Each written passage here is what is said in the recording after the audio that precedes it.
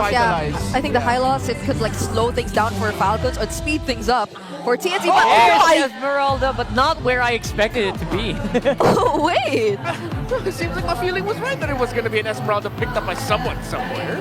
Yeah, and they got the Eve too, so they avoided like Team Falcons getting the Esmeralda themselves and making advantage of all those shields. Now it's Team Falcons left with their potential EXPS/Roamer, or I believe it's more likely than not the Roamer that we're still lacking for Team Falcons. So the Tigreal was there, you did mention that earlier, but like there's so many things you need to stop from TNC. Yeah, I personally really like the Badang on roam. I feel like you can set up a lot more on the roam. XP is okay, but you know, they're swapping it out. That's gonna be roam Baksha, isn't it? Wait, no, wait. Oh, No, it's not. Oh, no, yeah, it's, XP It's an XP Baksha. Oh, they switched things up this time. All right. Well, I mean, yeah, we did mention that. The Baksha, if he bumps into a chip, Yep. he's like, oh no, I'm dead. Here comes the portal and 4 other dudes. At least Flap gets to like choose his targets instead. Like he can go for other people other than those right in front of them already. And this is going to be a very interesting matchup, definitely. How does Team Falcons reset and take back game number 2 this time? I mean, I like the lineup, but we'll have to wait and see if this can actually scale up well enough. Honestly, everyone knows the power of the early game Lucas jungle. Yep. So maybe if they can get some first bloods early, a lot of early kills early on, maybe they can stop the Esme and the Harriet from going crazy. Let's have to find out though if that can happen as we load up for game number 2 of Falcons and TNC. Battle of the Skies once again, jumping into game number 2 in this best of 5. TNC, maybe surprising some, but they played one hell of a game, number 1, and now we're jumping into it. Can they even out the series here for Falcons? We'll find out. I think the draft is interesting, man. Yeah, there's some switching going on here, but we seem to see a lot of this combo now, the Badang with the Baksha. Yeah, and we can't forget the fact that Ogwin, this is one of his signature heroes alongside his cousin all throughout Season 15. And not to mention, Kyle Teasy was one of the first players to actually pull off the Lucas jungle successfully. I remember the time he did it back in SPS where there was a stretch that he had a good time with Lucas. Oh, quick rotation out of the EXP lane by Flap TZ. Zyda in the red. Now they're chasing right after Zyda. Good response there from Yawi to try and sacrifice and save Zyda. Okay, Zyda does stay alive, but he's going to lose some ground here, too. So Kyle TZ, a little bit of a lead, hitting that level 4 already, and we'll take some more camps. Good push, though, up top, taking advantage for 3 mark. I mean, that's what's going to happen. I believe that was an entire team call to tell Flap TZ, get out of the EXP lane. We'll try to find a way to balance things out with the Esmeralda later on, but just help us secure a very early kill. So that was a team, maybe it was even a coach call at the end of the draft where Trevor was telling Falcons, all right, guys, Flap TZ, get out of the lane, just clear it up real quick, invade, go for the golem, see if you can get a kill there, and they were able to do just that. Yeah. They're really traveling together here, too. And I like that Ingon mentioned it earlier, you know, when the Lucas was kind of a debate how it worked in the jungle. There was very few that were able to make it work. Kyle TZ being one of them, Demon Kite another one of them. And it's been pretty devastating, you know, especially early on. So this is going to be an objective secured already for Falcons. First turtle of the game goes in their hands. Yeah, and there was the strong start that Rockhard mentioned a while ago that can happen if you have a Lucas jungle. And if I can recall correctly, Kyle TZ mentioned that the reason why his Lucas actually performs well in international events is because it's harder to pull it off locally. Oh, that's what he said. Yeah, that's what he said. I asked the question. Man, all right, Kyle. That's a little heated there, Ingon. You know? What are you trying to say about the other region? That came from Kyle TZ. Yeah, I mean, backtrack. We're messing with you. Redmar, you were there. You were beside me. Yeah, I know. We were doing the interview at the same time. Yeah. All right, so I'm interested to see how else Flap TZ is going to be playing this game, because you're definitely not going to win the lane up against the Esmeralda as a Baksha. The best that you could do is just beat the Esmeralda in map presence, which so far he has done, well, for one big rotation. How many more times can he do that? Well, let's see. Because again, 3 more TZ could just dance on this Baksha all day long. I feel like this is such a great showcase of like Flap's personality. Like Boxer seems to be the hero to do that. You know? And all right, old man. Back in my day, when he was a rookie in Season 6, it was actually the Baksha and the EXP lane that he made a name for himself with. In the height of Bren Esports, OG Bren Esports with Carl Teasy. Yep. So that's the first hero he made a name for himself for? Well, one of them. It was a interesting era for EXP laners, and unique Baksha, and even at that time there was a unique Barrett's EXP lane pickup that was so good. I think it's funny, man. Like XP lane, I feel like has had the interesting eras. Oh yeah. It's got like those really just standard Eternal Battle ones, and then it's got the really exciting ones. Then you have the Bruiser ones, and then you had like where we are now, where it's like there's a lot of good picks that you can bring to a team composition, but usually, like you mentioned, sometimes it's your XP laners being kind of your roamers in a sense, you know, and the way it's working. So this is just another turtle going in the hands here of Falcons. It is a objective, though, also on the other side for TNC. They do get that turret, first one of the game down. Yeah, so TNC rotating topside of Turtle 2. They fully understood that the weak side is the EXP lane in the lineup here of Falcons.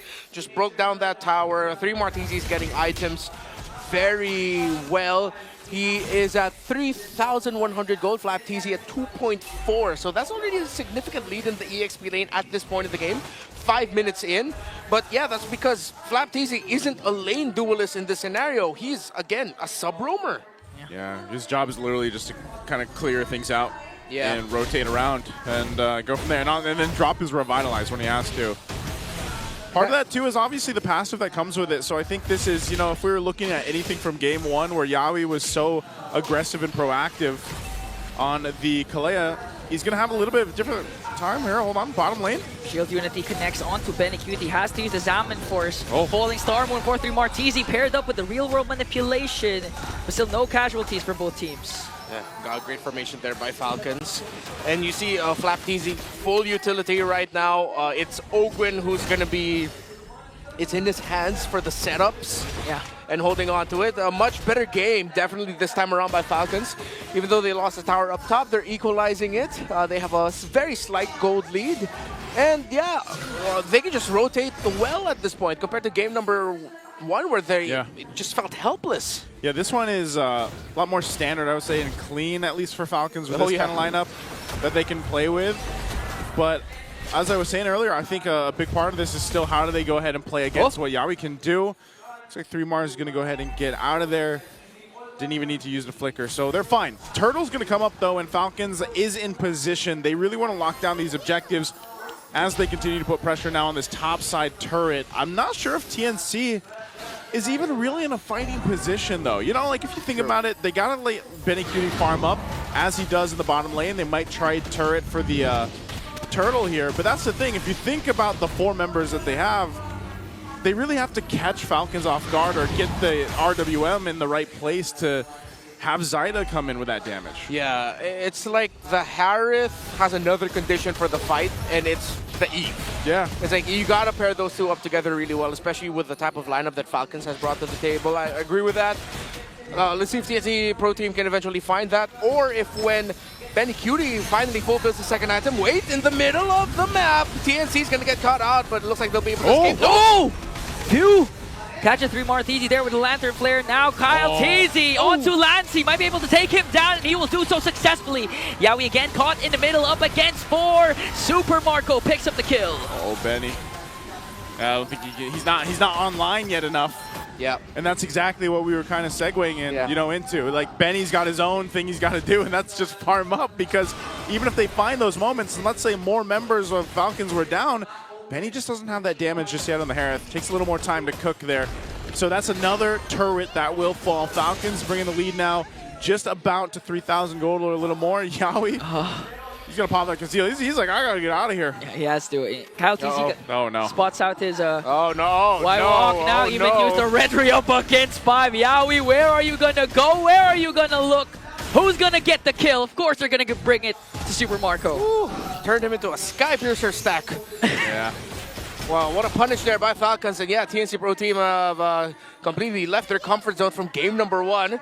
As it seems like what works for Falcons is to just pick up beefy dudes that can just run over you. Literally what they are in real life. That's true. That's what I'm saying. You know, the Baksha kind of fits the Flap Yeah. persona, you know?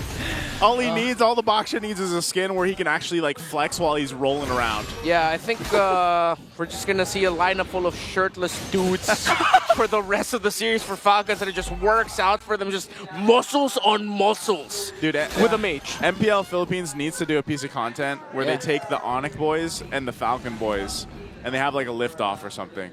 Oh, yeah. And you should host it nice too. And I'll host it. Yeah. We can host it, you know? Yeah. Renmar can host it. Renmar's a gym guy too. Yeah. Have you seen his Games. calves? Yeah, he's got the best calves out of everybody, dude. That's actually true, That's folks. actually We are true. not capping. We're not calving. Okay, Yaoi, All right. Yaoi flickers in, already cast the ultimate, Oh! but they were prepared for it as Kyle Teasy picks up a kill, and the Lord, Benecutie doing his best, but Ogwin catches him. Here Oh, comes you Zyder. from the back, zoning out every single God. member. 4 Phoenix Army down through Martezi, has to flicker out. Was able to get away, but Falcons, no casualties, plus the Lord. It's so violent. It's a lineup jacked up on like 20 grams of creatine Each. with a mage. You don't have to loading phase, guys. You can just take the 5 grams a day. TNC has no kills. After what they did to Falcons in game number 1, Falcons are just running over them right now. Pure stampede. This is literally brute force. Yeah, it's brute force. This is what they just called back to. This is what they were doing in Season 6. Well, not really, because Carl Teasy was playing Marksman and Assassins at the same time back then, but it's just dudes on dudes. Yeah, and this is a pretty bad situation to be in. I mean, okay, Yaoi, you'll get out of there, but man, like again, you're you know almost 8,000 gold behind. Shield's already popped in the mid and the bottom. The Lord is still up here, so that top turret shield's gonna go down too. And this is looking a little dire for TNC. It just feels like the fire that they had on the Phoenix from game 1 has been doused out for now. Yeah. Well, to be fair, TNC, even Benecutie had more kills than the whole squad of Team Falcons. They took it personally. 0-9 so far, but who knows? Maybe one Hail Mary play from Yaoi. One good ultimate can turn the tides for them. Yeah. But with the 7.5k gold lead, even if TNC manages to wipe out Falcons, they're easily going to bounce back. Yeah, I mean, the draft philosophy of Falcons here is similar to what TNC Pro Team showed in game number 1. In game number 1, it was everything for the 1-1. Yeah. This lineup is everything for Super Marco. They did that in game number 1 too. It was also a Granger, but it just didn't fare out well. The TNC lineup was purely better. But here this time around, now that they have significantly more damage that can be up in your face, can throw his body, still deal a significant amount of damage in the Lucas compared to the Suyo, then yeah, you're gonna have an easier time around. I feel like this is what Falcons wanted to do in game number 1, except this time they have a much better piece in the Lucas, and they don't have to worry about the 1-1. And the big part of this Baksha and why he's popping up so much too is the fact that the amount of pressure that he brings where like even if you're just rolling around and you're not actually planning to initiate, but you just kind of do that fake out jump, you know, like that's enough to keep people from guessing or initiating themselves.